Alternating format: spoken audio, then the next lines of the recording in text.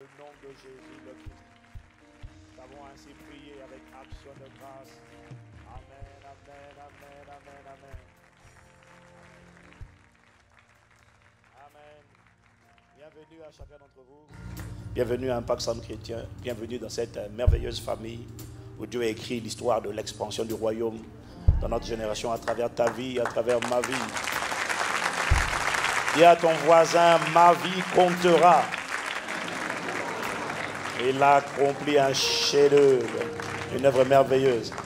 Et vous asseoir dans sa présence. Bienvenue à la famille Impact Centre Chrétien qui est en communion avec nous chaque dimanche par Internet et qui contribue avec nous également chaque dimanche sur Internet à travers leurs dîmes, leurs offrandes. Alléluia. C'est la preuve qu'on fait partie de la famille lorsqu'on contribue. Si tu as un enfant dans la maison qui ne lave jamais la vaisselle, qui ne nettoie jamais, qui ne fait rien, tu vas te demander si c'est un enfant de la maison.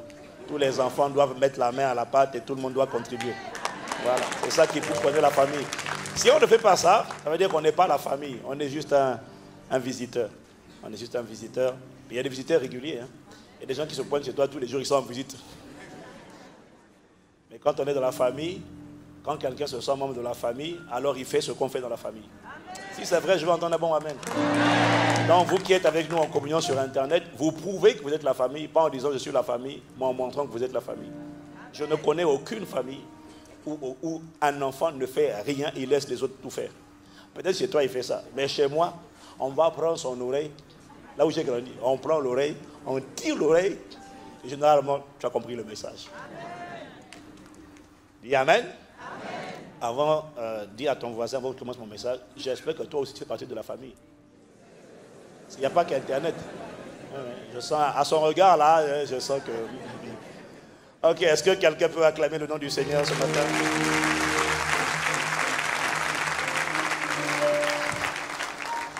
Quelqu'un me dit gloire à Dieu. Dis à ton voisin, j'espère que toi, tu es dans la famille. Hein? Que tu contribues quand même quelque part, hein? Avec ton temps, tes talents, mais aussi tes trésors. Hein? J'espère, hein? Si tu ne le fais pas, après il ne faut pas te plaindre. Seigneur, pourquoi eux seulement? Mon gars. Dis avec moi, gloire à Dieu. Donc, comme je vous avais annoncé aujourd'hui, le thème de mon message s'intitule « Comment devenir riche pour Dieu ». Donc, ne fais pas comme si ça ne t'intéressait pas. Bon, soyons honnêtes. Qu'est-ce que ça intéresse? Toi qui n'as pas levé la main, là. Ah! Même le dimanche matin, tu mens. Le jour du Seigneur, tu mens. J'ai dit, qui est intéressé par ce sujet? Je te vois, toi qui ne lèves pas la main, là, je te vois, hein? Bon, Dieu merci, 90% au moins levé la main. 10 autres pourcents, ok, gloire à Jésus. Amen.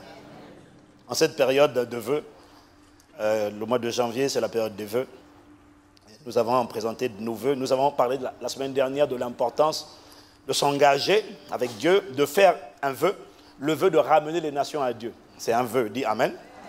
Et nous voulons voir aujourd'hui un autre domaine dans lequel il est important de cultiver l'habitude de présenter des vœux au Seigneur. On l'a fait le 31 décembre en parlant d'offrandes, de tout ça.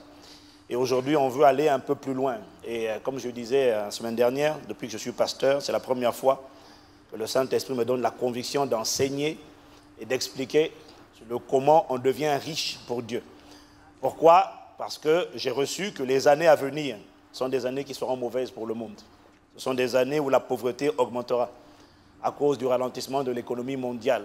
Ce sont des années où, à cause de le ralentissement de l'économie mondiale, la chute du pétrole, l'insécurité liée au terrorisme,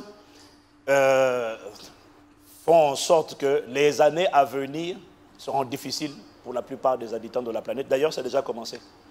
Et ce n'est pas sur le point de changer. Les pays qui hier étaient en forte croissance, comme le Brésil, la Chine, désormais sont en train de connaître des problèmes économiques, un ralentissement certain qui va affecter le reste du monde, à l'exception des gens, j'ai entendu, qui seront divinement portés, à l'exception des gens qui auront activé une alliance de bénédiction avec Dieu, et ceux-là opéreront au-dessus de la mêlée. C'est ce peuple qui ne subit pas les circonstances, mais qui les domine, que j'ai reçu. Excusez-moi, c'est ce peuple qui ne subit pas les circonstances, mais qui domine ces circonstances, que je veux préparer en ce début d'année, car les jours sont mauvais.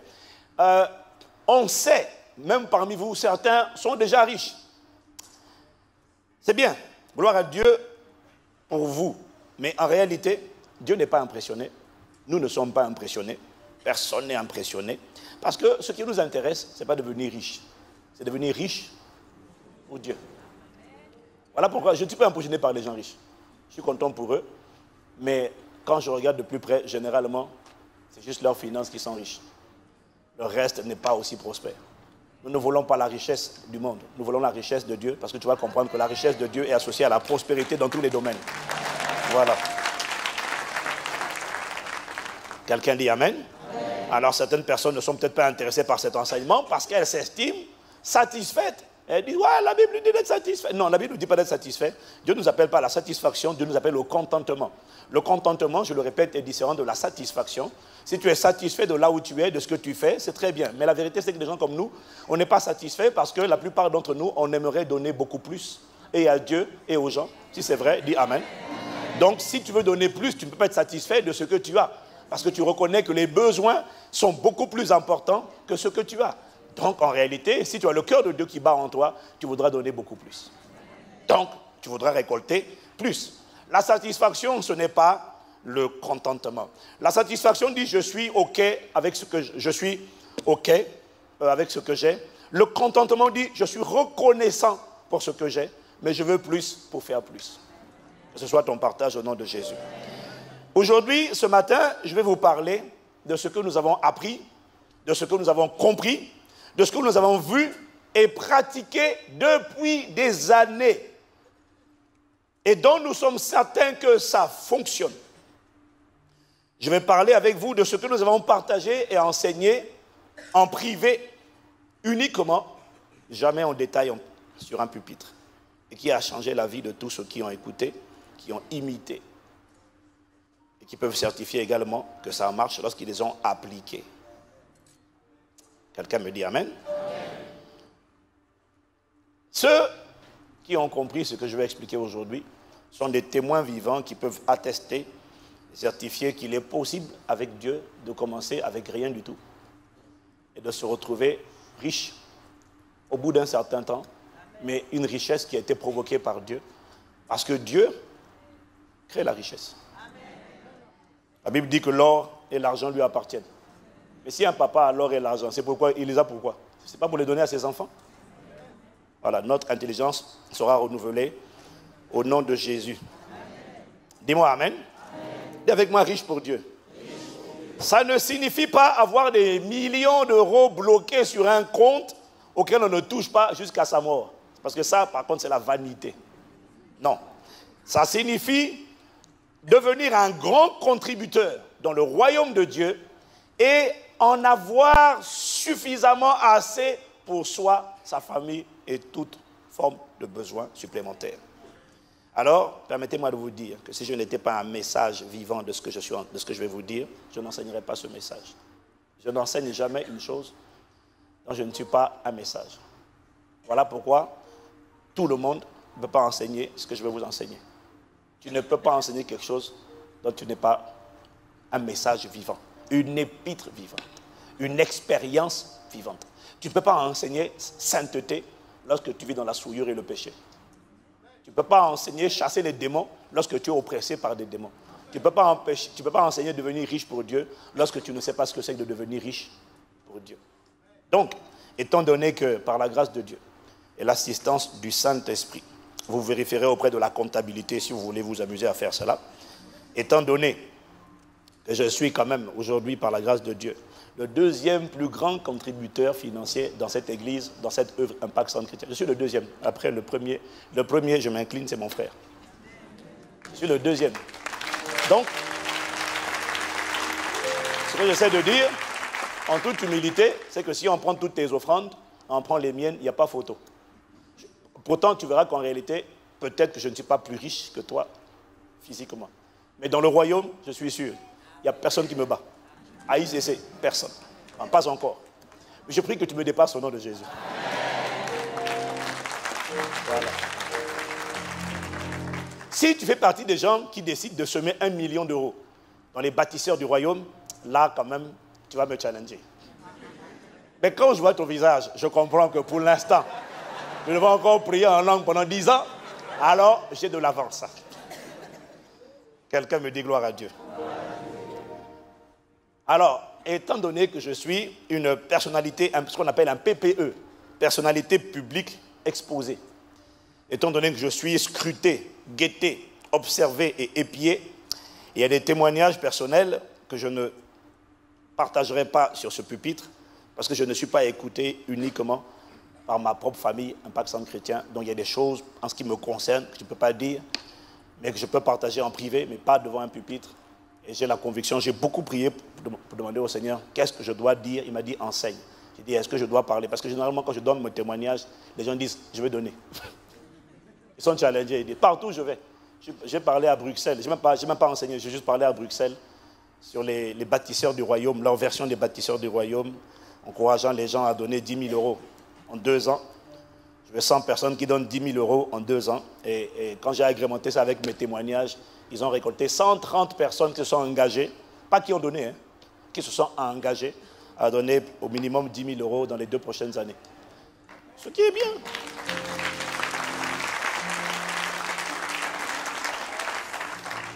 Quelqu'un me dit gloire à Dieu? Voilà, donc en toute humilité, je peux te parler de ça. Je sais comment on fait. Sans manipuler, sans que ça vienne de l'Église. Alors, toute personne qui a de l'amour pour Dieu, demande à quelqu'un, demande à ton voisin, est-ce que tu as l'amour pour Dieu? Est-ce que tu aimes Dieu? On n'a pas dit l'amour de Dieu. Au moins, est-ce que tu aimes la chose de Dieu? Est-ce que tu aimes l'œuvre de Dieu? Est-ce que tu aimes voir l'évangile annoncé? Est-ce que tu aimes voir l'église grandir? Est-ce que tu as de l'amour pour Dieu? Parce que toute personne qui a de l'amour pour Dieu est une personne qui aimerait devenir riche pour Dieu, afin de contribuer pour Dieu. Amen. Mais parmi toutes ces personnes qui aimeraient devenir riches pour Dieu, parce qu'elles ont de l'amour pour Dieu, un très bon nombre devient frustré et triste, exactement comme le jeune homme riche de Matthieu 19 que vous connaissez, celui à qui Jésus dit, va, vends tout ce que tu as, donne-le aux pauvres, viens et suis-moi. Là, le gars dit, mais non mon gars, je t'aimais bien, mais ce que tu me demandes là, tout de suite le visage du gars a complètement changé. Soudainement il était abattu. Il était joyeux, soudainement il est devenu abattu. Il dit si c'est ça la condition pour te suivre, mon Dieu. Les disciples ont enchaîné en disant mais qui peut donc être sauvé? Parce que le jeune homme riche a cru que Jésus voulait l'appauvrir. Il ne connaissait pas la fidélité de Dieu. Il a dit celui qui abandonne celui qui laisse son père, sa mère, ses frères, ses soeurs, ses biens, ses richesses, ses terres, dans ce monde-ci, qui les donne. Il a dit, il recevra au centuple dans ce monde-ci, avec des persécutions, avec des tirs de snipers frustrés, aigris, jaloux, amers. Mais il va recevoir quand même des petits. Donc, si tu veux opérer dans cette dimension-là, sois certain que tu vas récolter ce que tu auras semé, mais avec des persécutions. On te tirera dessus, comme on me tire dessus. Je te conseille seulement de faire le dos rond, de te fortifier et d'avoir le visage semblable à un caillou. Parce que j'ai appris une chose, si tu veux réussir, la réussite t'attirera beaucoup de faux amis et beaucoup de vrais ennemis. Et réussis quand même. Dis à ton voisin, réussis quand même. De toutes les manières, avant que tu lui dises réussis quand même, il avait déjà décidé quand même d'y arriver. Donc, quelqu'un me dit gloire à Dieu. Donc, je disais que les personnes qui ont de l'amour pour Dieu dans le cœur et qui voudraient devenir riches pour Dieu, lorsque le Saint-Esprit leur explique comment on fait pour devenir riche pour Dieu, soudainement deviennent tristes et se refroidissent parce qu'elles n'ont pas compris la pensée de Dieu, la culture du royaume de Dieu. Lorsque vous êtes né de nouveau, lorsque nous sommes nés de nouveau, chacun de nous est né dans le royaume de Dieu, mais il habite dans ce monde. Et dès là qu'on est dans ce monde, on sera toujours confronté à deux systèmes de pensée ou deux choix de vie, deux manières de penser et d'agir. On sera confronté soit à l'amour du monde ou alors à l'amour du Père. Et la Bible nous dit, bien-aimés, n'aimez point le monde, ni les choses qui sont dans le monde, parce que si quelqu'un aime le monde, l'amour du Père n'est pas en lui. Donc, l'amour du Père sera confronté à l'amour du monde. Mais c'est quoi l'amour du Père? On a vu que l'amour du Père, l'amour de Dieu, c'est un amour qui consiste à garder ses commandements et à mettre donc en pratique ses principes, ses commandements, ses ordonnances, ses préceptes, à marcher selon ses lois. Dis Amen si tu me suis. Donc, l'amour du Père consiste à pratiquer ses commandements. L'amour du monde consistera à pratiquer les lois de ce monde, à marcher selon les lois, les principes de ce monde. Le monde est un système de pensée avec des lois, des principes. Si tu veux devenir riche, le monde te dira, tu dois travailler très dur. Tu dois y consacrer ta vie et ton énergie. Tu dois avoir les coudes solides afin de les frapper sur les gens pour te frayer un chemin parce que la concurrence est rude. Tu vas devoir, pendant que tu cours vers l'avant, mettre des pots de bananes discrètes juste sur les sentiers des autres afin que pendant que tu cours, eux, ils glissent et qu'ils slaloment. Et que toi, tu t'envoles. Petit, tu veux devenir riche. C'est un monde féroce. Un seul l'emportera. Fais en sorte que ce soit toi. Amen. Non, ne dis pas Amen, mon gars. C'est la preuve de ce que on est ensemble. Mon frère, on est ensemble. C'est juste la preuve que notre système de pensée a besoin d'être renouvelé. Notre système de pensée a besoin d'être renouvelé. Je suis sûr qu'il a dit ça parce qu'il ne savait pas de quoi on parlait. Parfois, on est là, on écoute le message et puis dès que quelqu'un dit « Dis Amen !» Je te dis Amen à quoi? Juste dis Amen comme ça. Voilà. Dis avec moi, on est ensemble. Donc, est-ce que quelqu'un me suit? Le monde te dira que pour devenir riche, attention, tu dois avoir les bons réseaux, les bonnes connexions, les bonnes relations. Parce que si tu n'as pas tout ça, si tu n'as pas travail dur, tu dois travailler tellement dur, tu dois laisser la famille. Tu ne peux pas tout avoir. Tu dois sacrifier ta famille sur l'autel de la richesse. Tu ne peux pas avoir les enfants, jouer avec les enfants. Tu dois dire, hey, non, je vous donne des jouets, je vous achète des jouets, mais papa, il doit travailler. La sueur de ton enfant. Ça, c'est la pensée, c'est la perspective du monde. Donc, tu dois mettre des pots de bananes, tu dois travailler très dur, tu dois éliminer la concurrence, tu dois vendre à tout prix, quitte à manipuler, à entuber le monde. La fin justifie les moyens. Si tu n'as pas ça, avec en plus les bonnes connexions, les bonnes personnes, voilà pourquoi tu dois intégrer. Le monde te dira ça. Hein? Tu dois intégrer des petits groupes, des petits cercles ésotériques, parce que là-bas on échange des cartes de visite, parce que ça te permet de rencontrer quelqu'un. Parce que petite, si tu n'as pas tout ça, ça va être compliqué pour toi de devenir riche.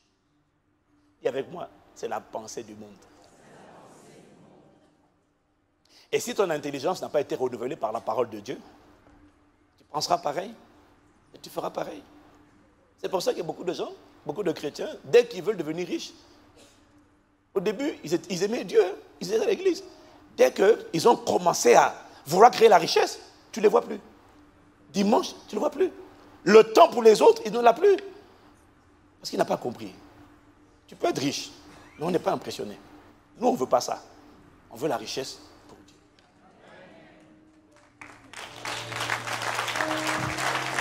Quelqu'un me dit un bon Amen. Un bon Amen. Amen. Lorsqu'on n'est pas né riche, on n'a pas grandi riche, on n'est pas riche aujourd'hui, Pasteur Ivan, peut-on vraiment devenir riche pour Dieu?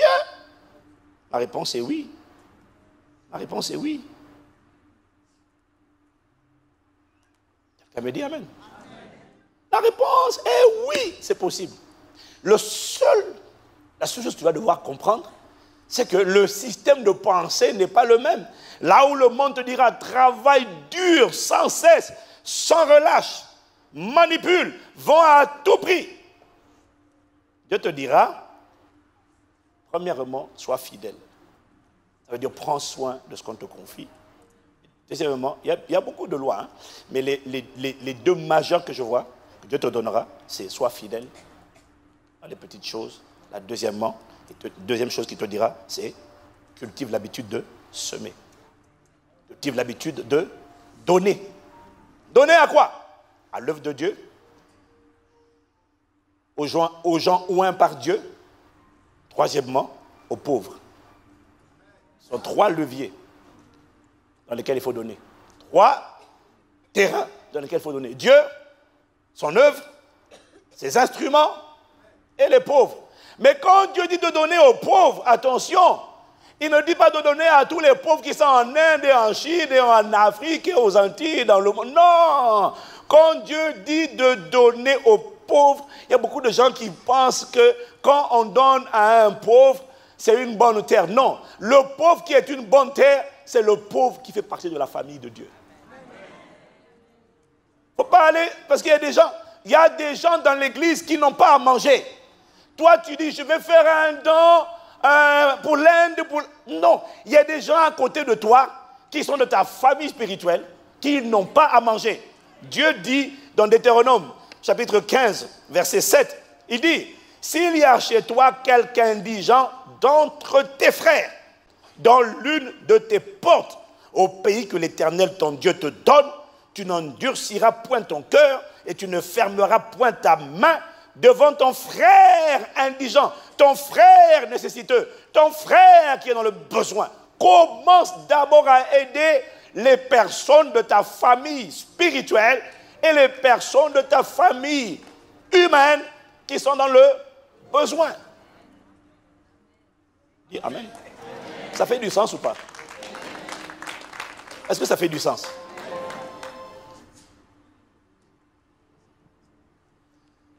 Avec Dieu, il n'est pas indispensable d'avoir beaucoup d'argent, d'avoir des réseaux puissants, ni de manipuler les gens.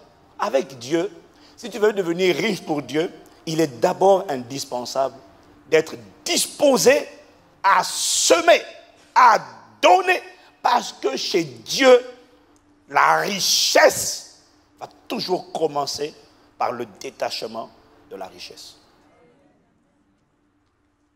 C'est pour ça que ton voisin risque de ne pas aimer. Ce n'est pas toi qui ne vas pas aimer, c'est ta chair qui ne va pas aimer.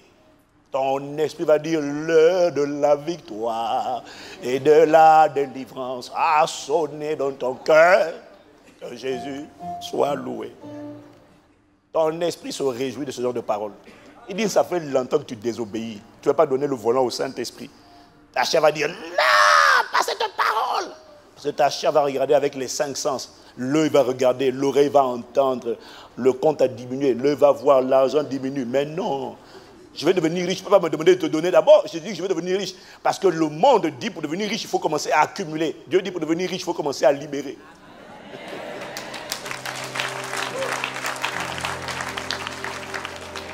Ouh, soudainement, les acclamations ont diminué. Ouh, Seigneur, c'est pas bon signe. Alléluia. Ouh.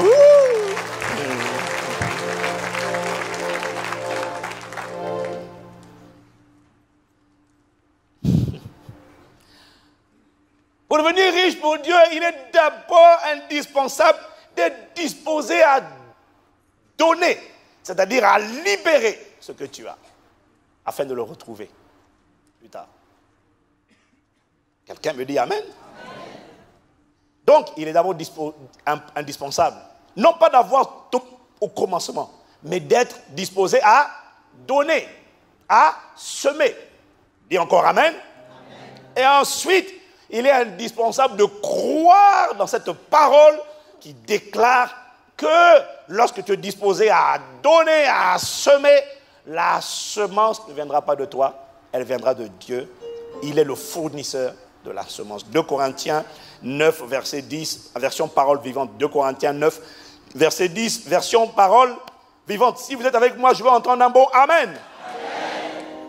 Alors il est écrit, celui qui fournit la semence au semeur et lui donne le pain dont il se nourrit, saura aussi vous donner les moyens de semer généreusement, pas pingurement, pas pique-soucissement, donc pas pique-sou, mais dis avec moi généreusement. Qui a envie d'être généreux? Ah, vraiment. Mais commence la générosité maintenant. Et il continue en disant, c'est lui, en parlant de qui? Dieu, qui fera croître cette semence, qui la fera prospérer et porter des fruits qu'il pourra lui-même agréer. Dis à ton voisin, c'est Dieu qui donne la semence au semeur. Comprends ce premier principe. Dieu donne de la semence au semeur lorsque le semeur veut semer. Si le semeur veut semer peu, le semeur recevra peu. Dieu ne fait pas de gaspillage. Quand ton intention c'est de semer peu, il te donnera peu. Quand ton intention c'est de semer abondamment, il donnera une semence abondante. La semence que tu recevras dépend de la disposition que tu as à semer peu ou abondamment. Dieu ne fait pas de gaspillage. On dirait qu'un front est en train de se plisser. Un sourire est en train de disparaître. Hein? Je le vois réapparaître au nom de Jésus. Donc, tout dépend de ton niveau de foi. Il n'y a aucune limite à la semence. La seule limite, c'est ta foi. C'est ce que dit 2 Corinthiens, c'est ce que Paul dit, inspiré par le Saint-Esprit dans 2 Corinthiens 9 au verset 6. Sachez-le, celui qui sème peu, moissonnera peu. Celui qui sème abondamment, moissonnera abondamment. Dis-moi amen. La seule particularité, c'est que si tu veux semer abondamment, donc beaucoup, ça risque de te prendre un peu plus de temps que de semer peu. Semer peu, parfois, c'est rapide. Mais quand tu veux semer beaucoup, ça peut prendre du temps. Écoute, l'agriculteur, quand il veut semer sur 100 mètres carrés ou sur 10 ou 100 hectares, il ne prend pas le même temps. Si tu me suis dit amen. Mais dans tous les cas, il ne pourra pas échapper au principe de la semence. Il ne pourra pas y échapper. Si tu veux faire avec Dieu, c'est comme ça que ça va commencer. Le monde te dit accumule d'abord. Dieu te dit donne d'abord. Dis-moi amen. Amen. Si tu veux, maintenant, qui veut une moisson abondante? Non, moi je vais toujours te parler aux bonnes personnes, hein, parce que si ton voisin ne lève pas la main, ne le force pas. Ne lui dis pas, lève la main toi aussi. Quand je vois ce que tu dis la semaine, là, quand je vois comment tu cours le matin, dès qu'on parle de défiscalisation des heures supplémentaires, travailler plus pour gagner plus, tu dis, alléluia, je me lève. Hein? Le matin, tu cours, tu fais un boulot, 2 boulots, un deuxième boulot le soir. Hein? Après minuit, il y a un troisième boulot. Tout ça là. Donc, ne dis pas que tu n'as pas envie de moissonner abondamment. Ok. Qui veut moissonner abondamment? Une moisson abondante, une moisson exceptionnelle commence toujours par des semences exceptionnelles ou encore sacrificielles. C'est-à-dire une semence qui coûte, une semence qui est faite en période difficile, une semence qui est faite en période de survie, une semence exceptionnelle, une moisson exceptionnelle commence toujours avec une semence exceptionnelle, c'est-à-dire une semence faite dans un contexte risqué où il n'est pas facile de semer ce genre de semence, exactement comme Isaac qui en pleine famine, alors que tout le monde retient ces semences en pleine famine, Isaac a semé. Et la Bible dit qu'il a récolté au centuple. Ça sera ton histoire et mon histoire. Au nom de Jésus. Quelqu'un me dit amen. Dis à ton voisin, aime cette parole. Dans ta destinée, on a besoin. Une semence sacrificielle est une semence qui défie ta foi. Une semence sacrificielle est une semence qui est difficile à honorer aujourd'hui. soit parce que tu ne l'as pas encore, soit parce que tu l'as, mais elle est réservée pour quelque chose d'important qui te tient à cœur. Est-ce que quelqu'un me suit? Une semence sacrificielle, c'est une semence qui est difficile à honorer. Soit tu ne l'as pas encore, soit tu as la somme là, mais tu vois le projet là, et tu dis sans effet Saint-Esprit, arrière de moi Jésus. Parce que tu sais que ce n'est pas le diable qui parle. Est-ce que quelqu'un me suit? Une semence sacrificielle, c'est la semence de Psaume 126, versets 5 à 6, où il est écrit: ceux qui sèment avec larmes moissonneront avec chant d'allégresse. Celui qui marche en pleurant,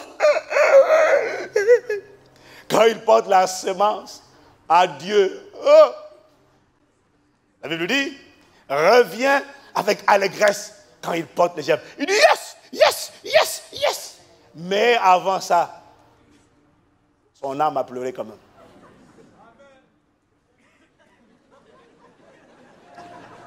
Tant que ça ne fait pas mal, ce n'est pas une semence sacrificielle. Donc, la semence sacrificielle ne dépend pas de son montant. Parce que tu peux gagner... Il y a des sportifs, par exemple, qui gagnent 10 millions d'euros l'année. Hein? Est-ce que vous me suivez? Tu peux gagner... Ce que je te dis là, c'est ce que le Saint-Esprit m'a dit de te dire. Quelqu'un me dit amen? Tu peux gagner 10 millions d'euros par an. On va dire 1 million par mois. Il y en a qui gagnent ça. Mais toi, tu es le genre de personne, si tu gagnes 1 million par mois, ça fait 12 millions dans l'année. Si tu apportes 1 million d'euros, ce n'est pas un sacrifice. Est-ce que quelqu'un me suit? Mais parce que ça ne te coûte, ça ne nécessite pas un miracle, une intervention divine. Ton salaire peut le gérer. Ce n'est pas un sacrifice. Le sacrifice, c'est si tu gagnes 1 million par mois, le sacrifice pour toi, mon frère, qui me regarde par Internet, si tu as ICC, je veux te connaître. Je plaisante. Oh. Je vois le visage que tu fais. Oh.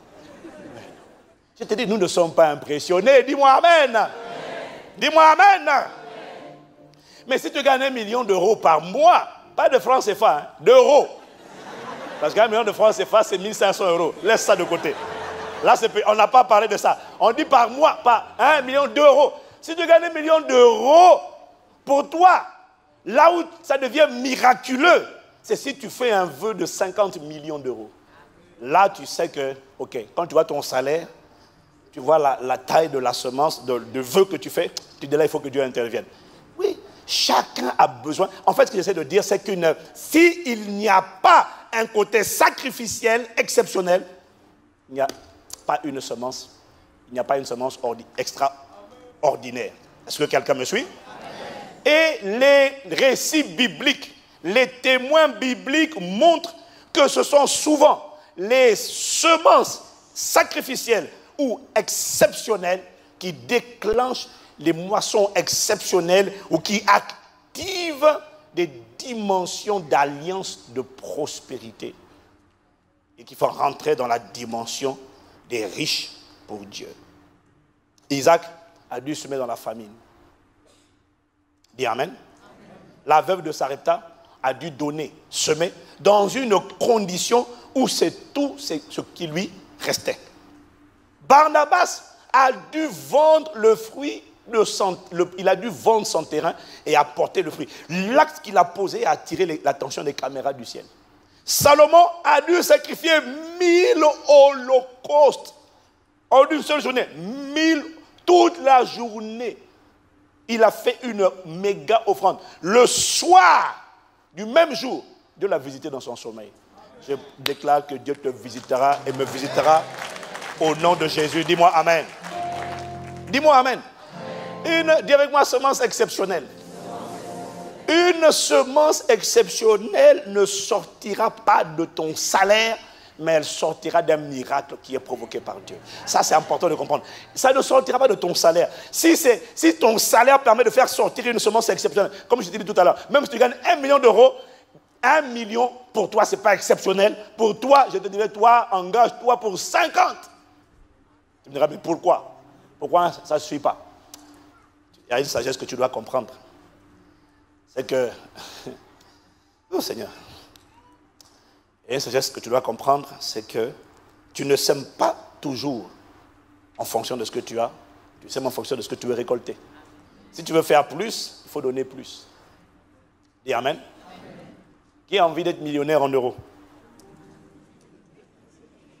Je regarde les mains, regarde la main levée, Maintenant, je regarde ceux qui ne lèvent pas la main et je souris. Je souris, je dis waouh. Tu n'as pas envie d'être millionnaire en euros parce que tu ne sais pas ce que tu vas faire avec. Mais nous, moi, je te garantis que nous, on saura quoi en faire. On a tellement d'églises à ouvrir, tellement de biens à faire. On a tellement d'œuvres bonnes à réaliser sur la terre. Je te garantis que ça ne durera pas longtemps. Ça sera semé dans la bonne terre. Si c'est ce que tu crois aussi, dis-moi un bon amen.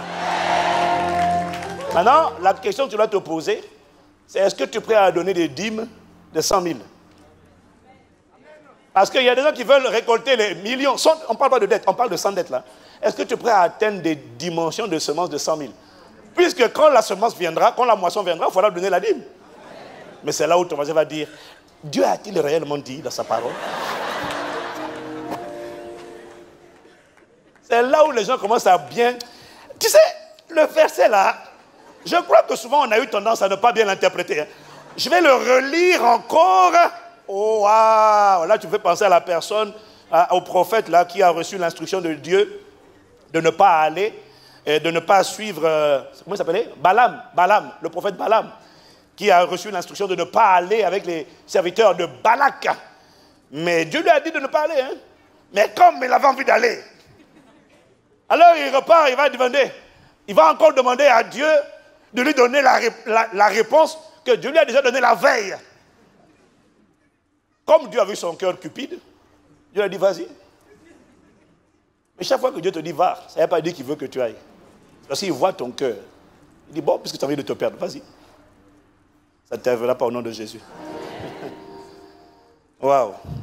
Quelqu'un me dit amen. Dis-moi encore amen. Une semence exceptionnelle. Une semence exceptionnelle ne viendra pas de ton salaire, elle viendra d'un miracle, d'une provision exceptionnelle. Si ce que tu veux donner ne nécessite pas un miracle, une intervention divine, ce n'est pas une semence exceptionnelle. Dans Matthieu 12, verset 44, on ne va pas le lire, Jésus nous parle d'une femme qui a donné tout ce qu'elle avait en donnant juste une seule pièce.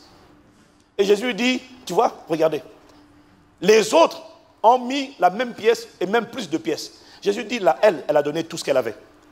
Les autres ont donné de leur superflu. C'est-à-dire que pour eux, ça ne leur coûtait absolument rien. Est-ce que quelqu'un me suit?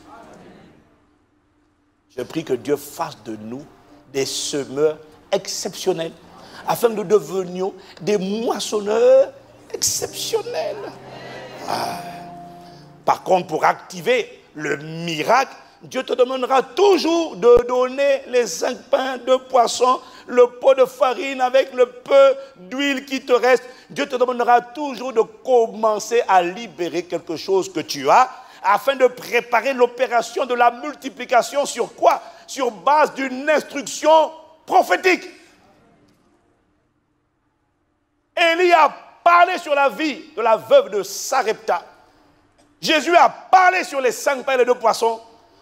Le prophète, Élisée a parlé. Oui, c'est ça, le prophète Élisée. Il a parlé sur la vie de cette femme qui avait perdu son mari et dont les enfants étaient sur le point d'être amenés en esclavage. La clé, c'est Dieu te dira, le peu que tu as, donne-le. Avec le peu là, on va commencer la multiplication. Toi tu dis, non, c'est toi qui dois me donner, non? On a parlé de devenir riche, non? Dieu dit, d'accord.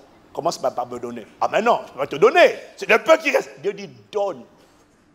C'est pour ton salut. De toute façon, quand tu vas manger ça, tu vas mourir. Non, donne. Pas seulement maintenant. Dis avec moi, waouh. Dis avec moi, la sagesse de Dieu. Donc, au verset 10 de 2 Corinthiens 9, il a dit, celui qui fournit la semence au semeur et lui donne le pain, l'autre et se nourrit, saura aussi vous donner les moyens de semer généreusement. Maintenant, au verset 11, il t'explique que quand tu auras donné généreusement, lorsque Dieu aura fourni la semence, il t'explique que la suite de l'histoire, c'est que tu vas prospérer, toi et ta famille. Amen. 2 Corinthiens 9, maintenant au verset 11, nous sommes en train de lire avec la version parole vivante. Une fois que tu as donné, une fois que tu as fourni la semence, tu as honoré l'engagement. Il dit, ainsi, vous serez vraiment riches de tous les biens, entre parenthèses, spirituels et matériels. Tu vois, ça veut dire que là, il est en train de, pourtant le verset d'avant, il parle de donner financièrement, de donner en nature, de donner en argent. Mais il dit que tu seras vraiment riche de tous les biens spirituels et matériels. Ça veut dire que quand tu deviendras riche pour Dieu, ce n'est pas que l'aspect matériel qui sera impacté, mais l'aspect spirituel également sera impacté. Waouh! Tu seras vraiment riche de tous les biens spirituels et matériels et vous pourrez contribuer largement à faire le bien chaque fois que l'occasion s'en présentera. Et ceux auxquels nous distribuerons vos libéralités feront monter vers Dieu de nombreuses prières de reconnaissance, c'est-à-dire, Seigneur, merci pour telle sœur, Seigneur, merci pour tel frère, Seigneur, souviens-toi de cet homme, Seigneur, souviens-toi de cette femme. Les gens qui vont bénéficier, qui vont recevoir vos semences, vont faire monter vers Dieu des prières de reconnaissance pour que Dieu plus jamais ne t'oublie, mais se souvienne à jamais de toi et de ta postérité. Alors, quelqu'un me demandera, mais pasteur Ivan, est-ce que c'est vraiment biblique là, cette histoire de riche, cette notion de riche pour Dieu? Ma réponse est oui, c'est biblique. Et contrairement aux préjugés que nous ont transmis la religion, Dieu n'est pas contre la richesse, Dieu n'est pas contre le riche. Dieu est contre l'amour de l'argent et Dieu ne prend pas plaisir en celui qui n'est pas riche pour lui. Alors, c'est pour vous, Luc chapitre 12, versets 16 à 21, on va aller, le temps est en train de filer. Luc chapitre 12, versets 16 à 21, et il leur dit, ça c'est Jésus qui est en train de parler, il leur dit cette parabole. Les terres d'un homme riche avaient beaucoup rapporté. Et il raisonnait en lui-même disant, que ferai-je? Car je n'ai pas de place pour serrer ma récolte. Voici, dit-il, ce que je ferai. J'abattrai mes greniers, j'en bâtirai de plus grands. Donc il est en train de dire qu'il va construire des plus gros entrepôts parce que sa moisson est tellement grande. Voilà, c'est ça le contexte. Quand tu dis grenier, pense à entrepôt. J'y amasserai toute ma récolte et tous mes biens. Et je dirai à mon âme, waouh, tu as beaucoup de biens en réserve pour plusieurs années. Maintenant, tu vois clair. Repose-toi. Ça, c'était version Castano. Hein? Repose-toi, mon âme. Mange, bois et réjouis-toi. Mais Dieu lui dit, insensé. Cette nuit même, ton âme te sera redemandée. Et ce que tu as préparé, pour qui cela sera-t-il? Quelle vanité! Tu as amassé, tu as économisé, tu as épargné 1 million, 2 millions d'euros. Et un cancer vient te dire, ton âme est redemandée dans les prochains jours. Toute la fortune que tu as eue là, tu ne pourras même pas la dépenser dans le peu de temps qui te reste à vivre. Et alors, tu as laissé ça pour qui? Et tu sais, ce que tu appelais héritier là, quand tu vas partir, malheureusement, dès lors que ce n'est pas une alliance avec Dieu, cette fortune-là, rien ne dit qu'elle sera respectée par tes descendants. Souvent même, c'est dilapidé. Parce qu'il n'y a pas un caractère de d'alliance, de bénédiction générationnelle. Voilà pourquoi Dieu n'est pas impressionné par les riches selon ce monde. Verset 21. Donc, cette nuit même, ton âme te sera redemandée. Est-ce que tu as préparé? Pour qui cela sera-t-il? Verset 21. Il en est ainsi de celui qui amasse des trésors pour lui-même et qui n'est pas riche pour Dieu. Et avec moi, riche pour Dieu. C'est dans la parole. Quelqu'un me dit amen. Alors, c'est quoi la différence? Il m'a dit, les riches pour Dieu. Vous voulez connaître la différence? Vous voulez connaître la différence? Il m'a dit, les gens riches pour eux-mêmes, selon le monde donc, ce sont des gens qui travaillent dur, qui peinent et qui, à force de labeur, de transpiration, de combat, finissent par devenir riches. Mais leur richesse n'est pas le produit d'une alliance de bénédiction divine et leur richesse n'apporte pas la paix dans tous les autres domaines de leur vie. Parce qu'il est possible d'être financièrement riche, mais d'être émotionnellement détruit, manipulateur, méchant, cupide, vorace, jaloux. C'est-à-dire que tu es riche, mais tu es broke. Il est possible d'être riche, d'être émotionnellement en ruine, d'être familialement en détresse, d'être maritalement dévasté. Parce que tu ne sais même pas, parce que des fois le conjoint est compliqué. Il trompe sa femme, elle trompe le mari. Non, ce genre de richesse-là, franchement, n'enrichit pas. Parce qu'elle s'ensuit de beaucoup de chagrin. Dis amen. C'est la vérité, c'est la Bible. Mais la bénédiction de l'Éternel, il dit par contre, elle enrichit, elle ne se fait suivre d'aucun chagrin. Moi, c'est ça que je veux. C'est ça que je veux. Où les enfants marchent avec Dieu. Où les enfants ne sont pas des voyous, des drogués. À quoi ça sert d'être riche? Tes enfants qui sont tes descendants, tes futurs héritiers, sont des camés, des shootés, des drogués, des pervers. À quoi sert la richesse dans ce genre de cas? Non! Non. Nous ne cherchons pas la richesse du monde. Nous voulons être riches pour Dieu. Rien ne garantit que leur prospérité, comme je l'ai dit tout à l'heure, perpétue ou prolonge leur héritage. La richesse des riches de ce monde est venue avec tellement de labeur, de souffrance et de transpiration que lorsque la richesse est finalement là, les riches selon le monde ont du mal à s'en séparer.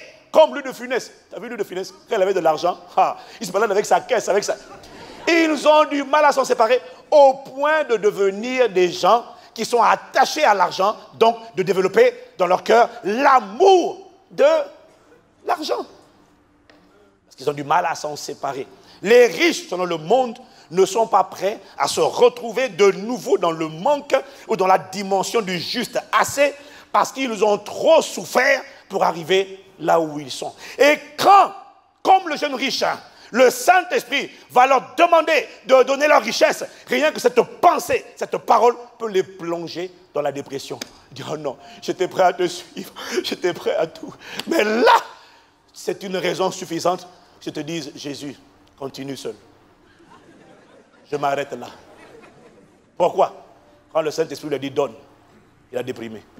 Pourquoi? Il voit tout comment il a galéré et il ne s'imagine plus vivre sans ça. Est-ce que quelqu'un me suit?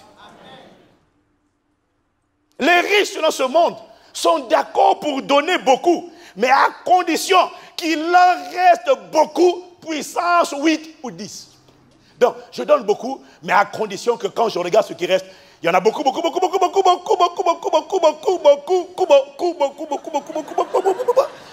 Là, je peux donner. Est-ce que c'est sans risque? Et avec moi, waouh. Dites-moi, est-ce que c'est vrai ce que je suis en train de dire? Quand un riche, selon ce monde, te dit qu'il donne 99% de sa fortune à une fondation, ne sois pas naïf. Les 1% là, 1, c'est des milliards. Il n'aura même pas le temps de tout dépenser. Et puis surtout, il y a beaucoup de choses qu'il va faire avec. Il y a beaucoup de biens qu'il n'achète pas en propre, qu'il va acheter à travers la fondation. Parce que tu crois que la fondation sera dédiée uniquement aux pauvres? Non, c'est un habillage fiscal. Et c'est un moyen de communiquer publiquement pour s'acheter une bonne figure auprès du peuple. Mais ne sois pas naïf, ne dis pas « Oh, Facebook, il a décidé de donner 90 ». Non, ne sois pas naïf. C'est une manière de communiquer et de dire aussi aux cambrioleurs et aux kidnappeurs, les gars, je te donne.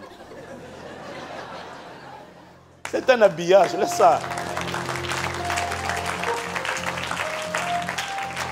Nous leur accorderons du crédit le jour où ils investiront dans le royaume de Dieu. La réalité, c'est qu'ils n'investissent pas du tout dans le royaume. Et Dieu n'est pas gêné, Dieu n'est pas impressionné, parce que le Saint-Esprit m'a dit clairement que les riches pour Dieu, dans la très grande majorité des cas dans la Bible, ce sont des gens qui hier étaient pauvres. Et que Dieu a rendu riches. Voilà. Ce ne sont pas des gens qui étaient déjà riches. La plupart, non. Non. C'est des gens qui n'étaient rien et que Dieu a rendu tout. Et qui sont éternellement reconnaissants. Quelqu'un me dit Amen.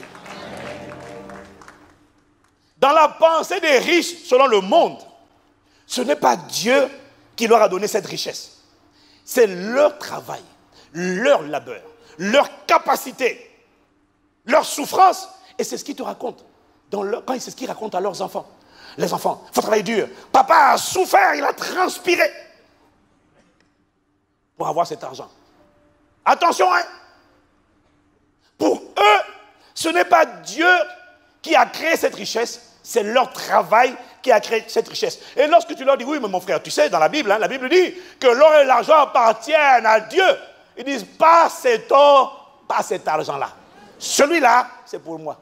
Pourquoi? C'est lui qui a travaillé, qui a sué. Mais ils ne se rendent même pas compte que la santé pour travailler était déjà une grâce de Dieu. Ils ne se rendent même pas compte parce qu'ils n'est pas conscient de la bonté de Dieu. Alors, comme ils sont convaincus que c'est eux qui ont travaillé, qui ont galéré, qui ont trimé pour avoir cet argent, du coup, ils ont du mal à le donner à Dieu. Parce qu'ils ne considèrent pas que Dieu est celui qui a créé cette richesse. Ils considèrent que celui qui a créé cette richesse, c'est eux. Et dans la pensée des riches de ce monde, c'est eux qui sont les propriétaires de leur richesse. Ça leur appartient. Ils l'ont mérité. Ils ont travaillé pour cela. C'est mon argent, c'est à moi. Je l'ai mérité. Ça, c'est la culture, le système de pensée des riches selon ce monde. En revanche, la personne riche pour Dieu est la personne dont la première motivation est de devenir riche, non pas pour elle, mais afin d'en avoir plus qu'assez pour servir les projets de Dieu. Quelqu'un me dit Amen? Les personnes riches pour Dieu sont les gens que Dieu rend riches et fait prospérer au point que leur richesse n'affecte pas que leurs finances, mais en fait, ça affecte tous les aspects de leur vie dont on a vu tout à l'heure, spirituel et matériel, au point que ces personnes, en fait, on ne dit pas qu'elles sont riches, on dit qu'elles prospèrent à tous égards et sont en bonne santé, ainsi que prospère l'état de leur âme. Elles ont un caractère d'humilité, elles ont la sainteté, elles ont la générosité, elles ont la bonté, elles ont les finances, elles ont l'éducation des enfants, ils marchent dans la crainte de Dieu, elles ont la stabilité et la fidélité dans leur foyer. Ça, quand tu prospères dans tous les domaines, là, tu vas activer l'alliance de bénédiction. Je prie, mon frère, que tu actives cette alliance dans ta vie au nom de Jésus. Que ma soeur, mon frère, ce soit ton partage. Dis-moi Amen. Donc, ce ne sont pas leurs finances qui prospèrent, c'est leurs conditions générales qui prospèrent. La richesse pour Dieu n'est pas le résultat d'un travail pénible et difficile pour s'enrichir et pour garder son argent. Non! C'est le résultat d'abord d'une alliance et d'une obéissance aux principes de Dieu. Et à cause de leur obéissance, Deutéronome 8, verset 18 te dit que, Deutéronome 8, verset 18 dit, tu te souviendras de l'Éternel ton Dieu, car c'est lui qui te donne de la force, de la capacité pour acquérir ces richesses, afin de confirmer comme il le fait aujourd'hui, son alliance qu'il a jurée à tes pères. Parce que la vérité, c'est que la richesse, cette richesse-là, est dans l'héritage. Elle fait partie de l'alliance que Jésus a activée pour nous. C'est le prolongement de la bénédiction d'Abraham. Quelqu'un me dit Amen. Dis-moi Amen. Amen. Les riches pour Dieu ne sont pas des paresseux. Ce sont des gens diligents, parce qu'ils sont fidèles. Ce sont des gens qui sont généreux. Dis-moi Amen.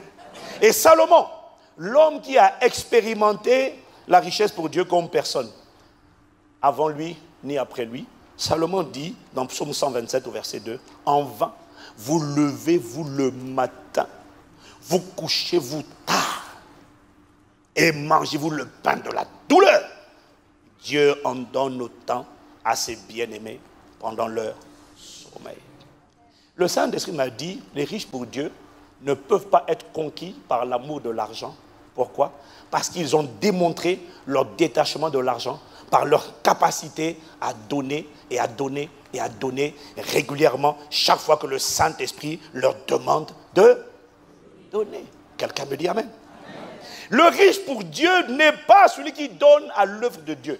Parce que même un païen peut donner à l'œuvre de Dieu. Ah, par ça tu te contredis. Non. Le riche pour Dieu n'est pas celui qui donne à l'œuvre de Dieu. Le riche pour Dieu est la personne dont Dieu commande la gestion des finances. C'est différent. Ce n'est pas celui qui donne, c'est celui qui reconnaît que Dieu est le propriétaire de tout ce qu'il a acquis. Eh oui. Là où le riche, selon ce monde, se considère comme le propriétaire de sa richesse, le riche pour Dieu se considère comme un gestionnaire, comme un intendant, comme un administrateur de ressources que Dieu a fait venir dans ses mains. Et comme c'est Dieu le propriétaire et que lui, il n'est que le gestionnaire. Lorsque le propriétaire dit, envoie une offrande à tel endroit, il dit, à vos ordres, chef. Il libère. Il n'a aucun problème. Tu as déjà vu un gérant qui n'est pas le propriétaire d'une entreprise poser des problèmes au propriétaire de l'entreprise? Quand le propriétaire dit, on fait ça, le gérant dit, il s'exécute. Ce n'est qu'un administrateur. C'est un intendant. Quelqu'un dit amen. Ils n'ont aucune difficulté. Les riches pour Dieu n'ont aucune difficulté. Et les riches pour Dieu, ils n'ont aucune difficulté à donner. Et ils ne sont pas traumatisés comme le jeune homme riche à l'idée de se retrouver dans le juste assez. Pourquoi? Parce qu'ils savent que si j'ai tout donné et que je me retrouve dans le juste assez, ce n'est que pour un temps. Le temps que ce que je viens de donner là provoque encore un nouveau cycle encore de moissons plus insolentes à la gloire.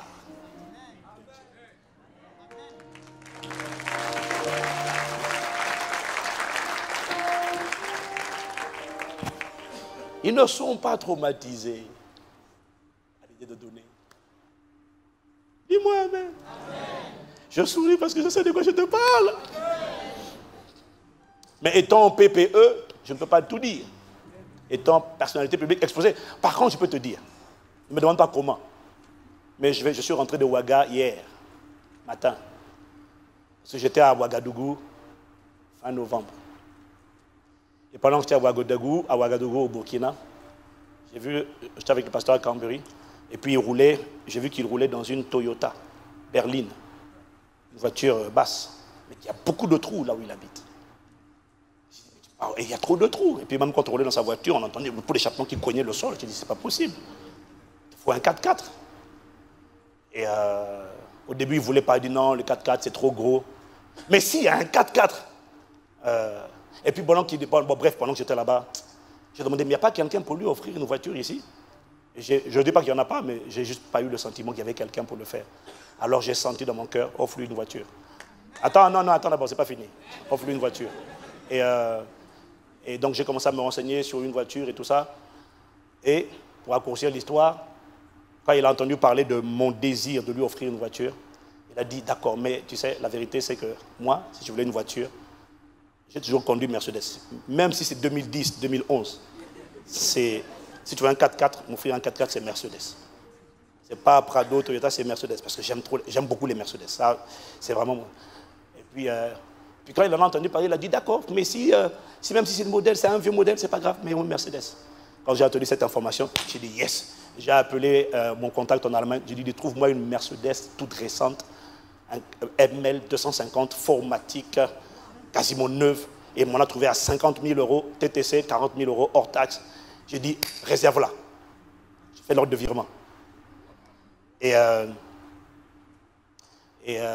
voilà, quand j'ai activé ça, c'est pour ça que je suis allé à Ouaga en fait. Je suis allé à Ouaga pour lui remettre officiellement les clés du véhicule devant toute l'église. Voilà.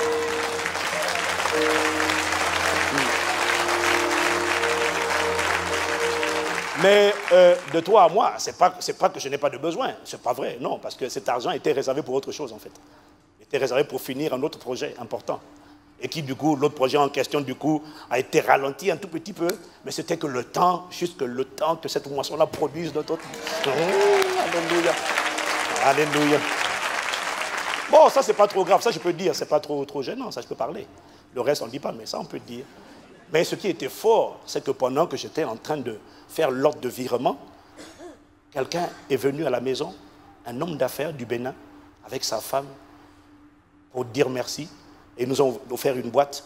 Et pendant que j'ouvre le carton avec ma femme, je découvre les clés d'une Mercedes neuve. Waouh! Waouh! Waouh!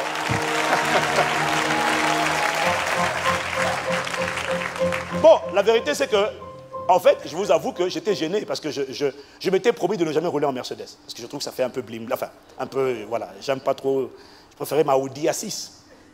Je dis que ça fait plus discret.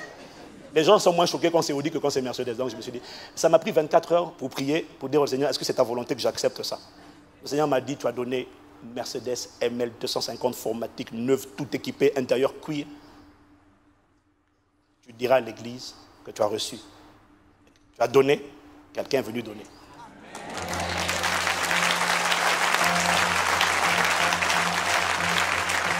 Alors, je me suis dit, mais qu'est-ce que je ferais alors de ma Audi A6? Et comme j'ai besoin, comme tout le monde, d'argent, je l'ai mise en vente à 33 000 euros. Ma Audi A6, elle a 30 000 km, elle est quasiment neuve. Je ne roule pas beaucoup, elle a 30 000 km. 2012, elle est nickel, il n'y a rien, il n'y a aucune tâche, tout est nickel. 33 000 euros, je mets en vente. Et je reçois le pasteur Christian qui vient m'annoncer que ça y est, il a reçu un accord, il a eu un accord avec son entreprise pour être libéré de son entreprise. Maintenant, il va pouvoir se mettre à temps plein, ce qui est une superbe nouvelle, parce que ça fait 4 ans qu'il fait Bruxelles-Paris, Bruxelles-Paris, Bruxelles-Paris. Mais il m'explique que pour sa voiture, il va rendre la voiture de fonction. Et il est en train de chercher 6 000 euros pour pouvoir prendre une voiture d'occasion, même si elle a 250 000 km, ce n'est pas grave. Le plus important, c'est que ça roule, ça permet de tenir la route. Et pendant que le pasteur Christian m'explique qu'il il est en train de chercher 6 000 euros et qu'il va prendre une voiture d'occasion, j'entends la voix me dire, donne-lui ta voiture. Je dis, Seigneur. Je dis, yes, sir. À vos ordres, chef.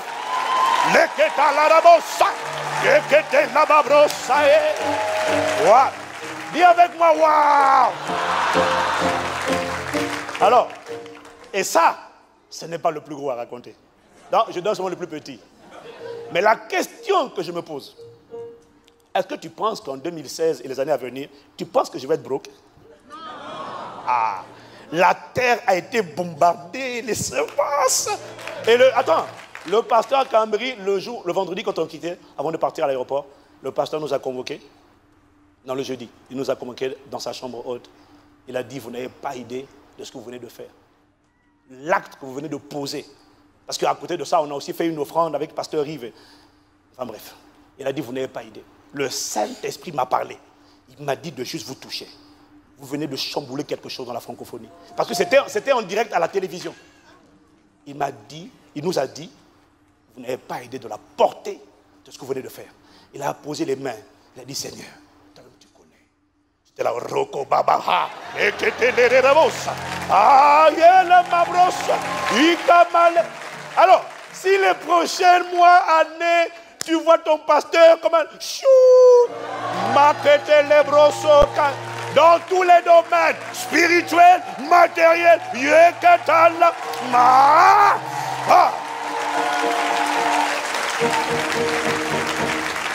Bon, comme la Bible dit, de se réjouir avec ceux qui se réjouissent, tu as le droit de dire un mot amen.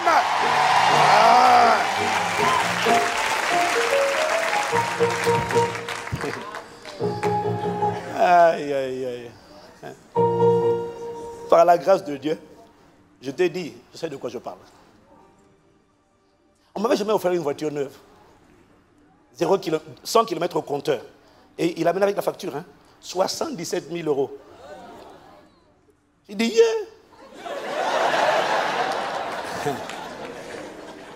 Waouh. Alors tu me diras, oh là là, le temps est passé déjà, oh là là, Seigneur, je n'ai même pas tout fini. Bref, je vais accélérer. Tu me diras, comment on fait pour activer ce genre d'alliance, de bénédiction. Comment on fait pour devenir riche pour Dieu? C'est simple. On fait des vœux, des sacrifices, des vœux sacrificiels ou exceptionnels qui ne couvrent pas seulement, qui ne nécessitent pas un effort seulement instantané, mais qui nécessitent un effort sur la durée. Où tu dois faire l'effort d'apporter chaque mois. À Bruxelles, je leur ai dit pendant 2 ans. Mais ne vous inquiétez pas, ça ne sortira pas de votre salaire. Dieu vous apportera la provision.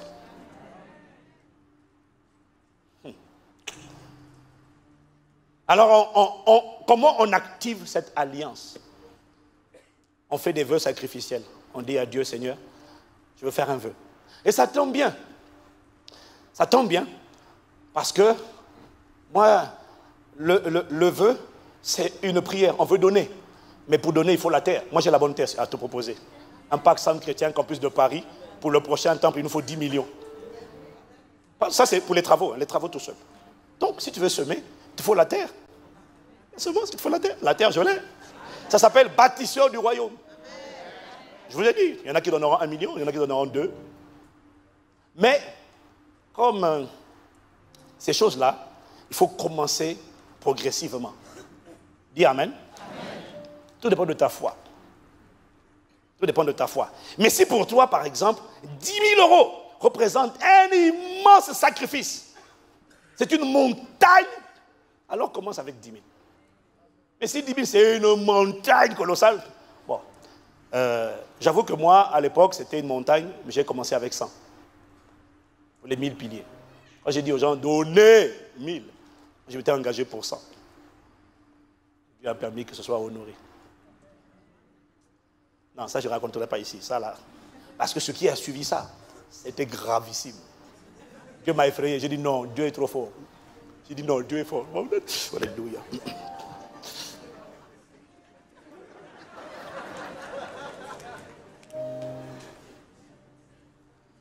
Quelqu'un me dit gloire à Dieu. Fais un vœu. Pas une seule fois. Dis Seigneur, je veux apporter.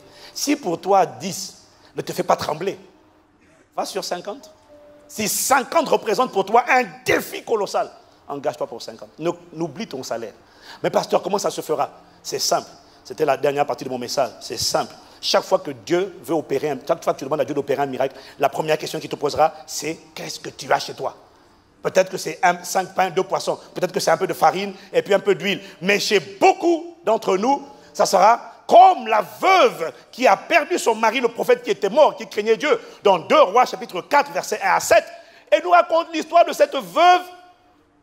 Verset 1, une femme, notre les fils des prophètes, cria à Élisée en disant, ton serviteur, mon mari est mort, et tu sais que ton serviteur craignait l'Éternel. Oh, le créancier est venu pour prendre mes 2 enfants et en faire des esclaves. Élisée lui dit, que puis-je faire pour toi? Dis-moi, qu'est-ce que tu as à la maison? Qu'est-ce que tu as? Qu'est-ce que tu as? Qu'est-ce que tu as? Certains diront, je n'ai que 5 pains et 2 poissons, je n'ai qu'un peu de farine. Dieu dit, c'est déjà suffisant. Qu'est-ce que tu as? Elle n'avait pas 5 pains et 2 poissons, mais elle avait quelque chose. C'était quoi? Ta servante n'a rien du tout à la maison qu'un vase d'huile.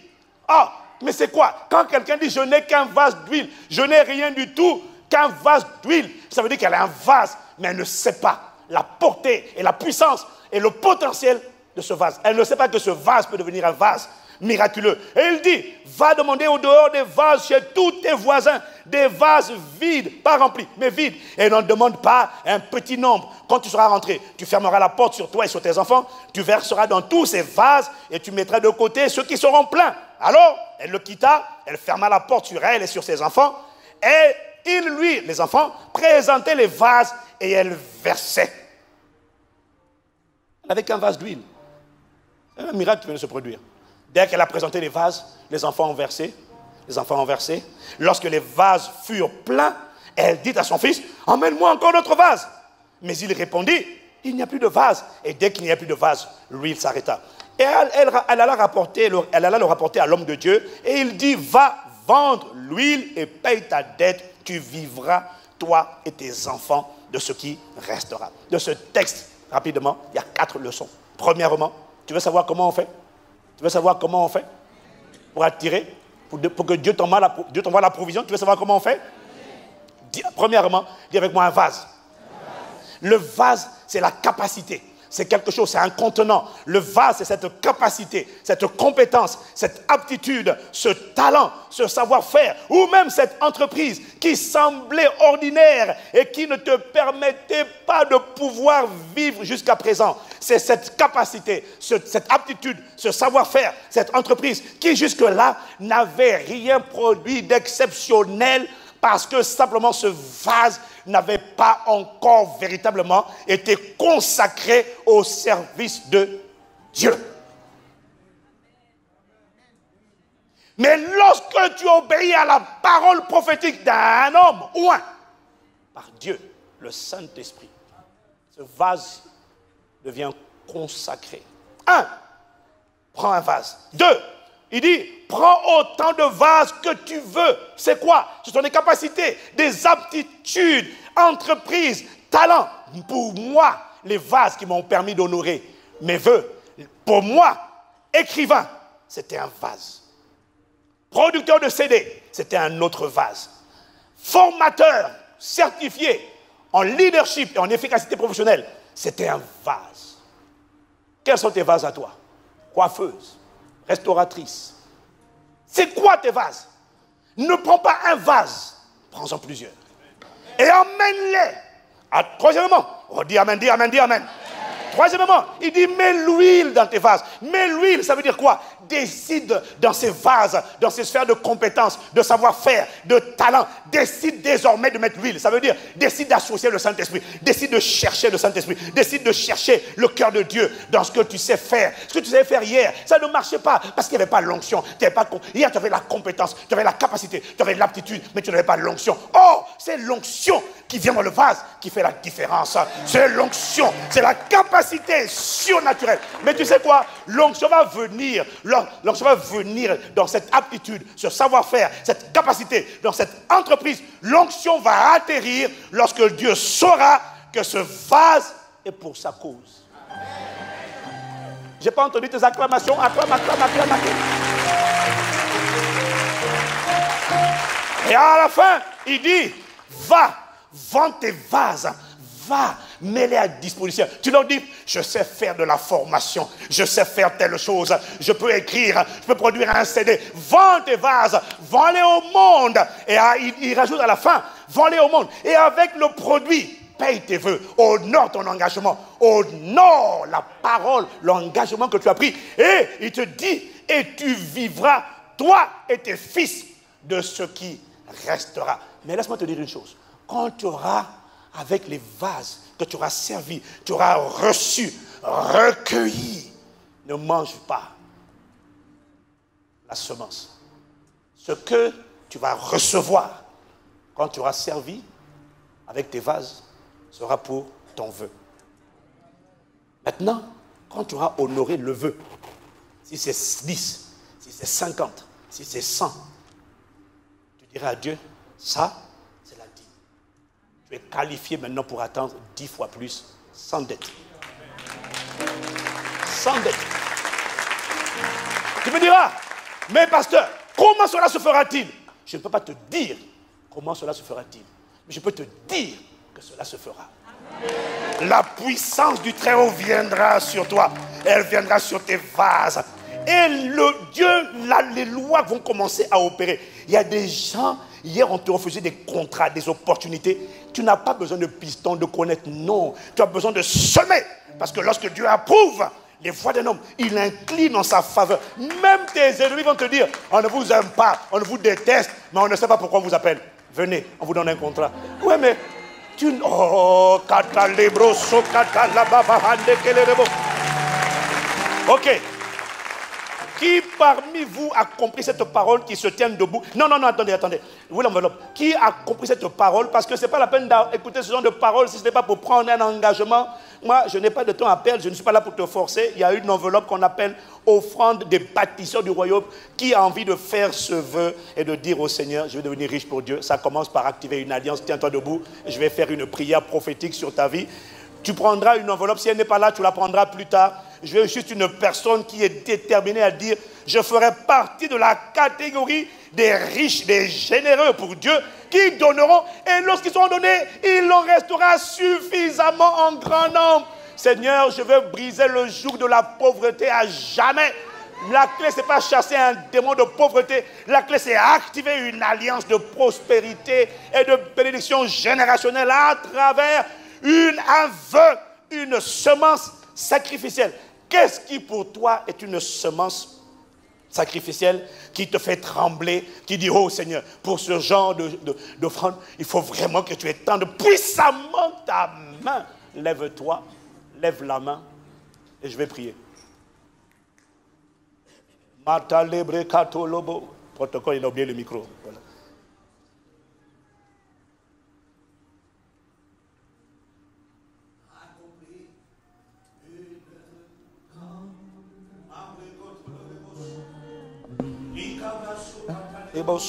Lève la main. Tu as accompli à travers cette semence. Tu as accompli une œuvre merveilleuse dans ma vie. Seigneur, accompli une œuvre grande dans ma vie. Dans ma vie, une œuvre merveilleuse. Lève la main. Dis avec moi, Père. Dis avec moi, Père. Dans le nom de Jésus, j'ai entendu ta parole. Je me lève. Je me tiens debout. En forme d'engagement. Je décide d'embrasser la mentalité du royaume. Je décide, parce que je veux faire plus. Je décide de donner plus, afin de récolter plus. Père, je crois à cette parole. Je crois, dis-moi plus fort, je crois que tu fournis la semence au semeur. Je crois que je ne serai pas dans la confusion. Et je crois à cette dimension de riche, non selon le monde, mais de riche pour Dieu, dans le nom de Jésus.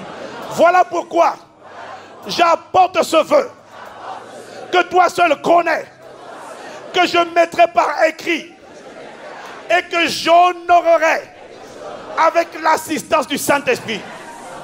Et sur ma vie, à cause de mon obéissance, tu actives une alliance de bénédiction, de prospérité générationnelle qui n'impactera pas que moi, mais elle impactera toute ma postérité jusqu'à plusieurs générations. À cause de mon obéissance, ma postérité sera distinguée. Au nom de Jésus, je donne sans contrainte ni regret, avec joie, certain qu'au temps convenable, je moissonnerai. Une moisson exceptionnelle. Merci pour la grâce que tu m'accordes d'écrire une nouvelle histoire dans ma destinée. Au nom de Jésus. Merci. La provision est assurée par toi. Et quand elle viendra, j'apporterai dans ta maison. Au nom de Jésus. Amen. Amen, amen, amen, amen, amen, amen, amen, amen, amen. Acclame, acclame, acclame, acclame, acclame, acclame, acclame, acclame, acclame.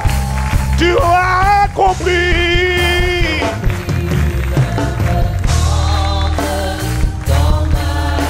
Tu as accompli. Tu as accompli.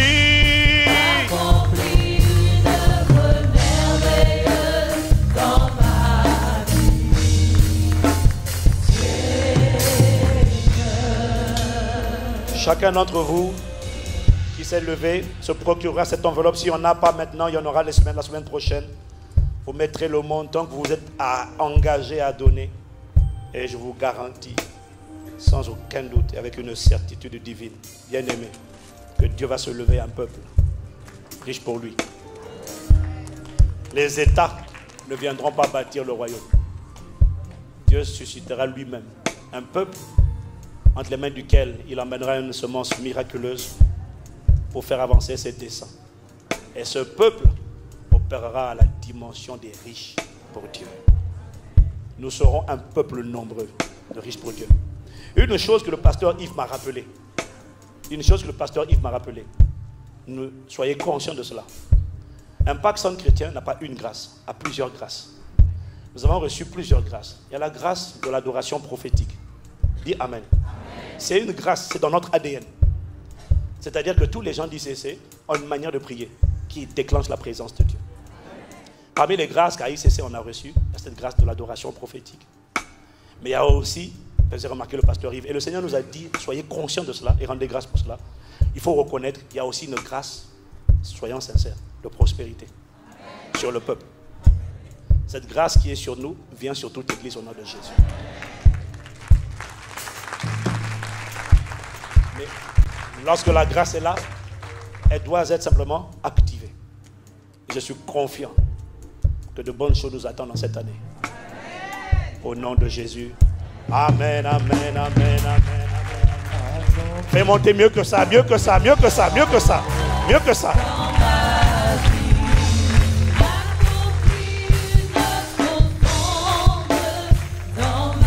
Amen, est-ce que tu peux acclamer mieux que ça? Amen, amen, si tu es enthousiaste à l'idée de faire partie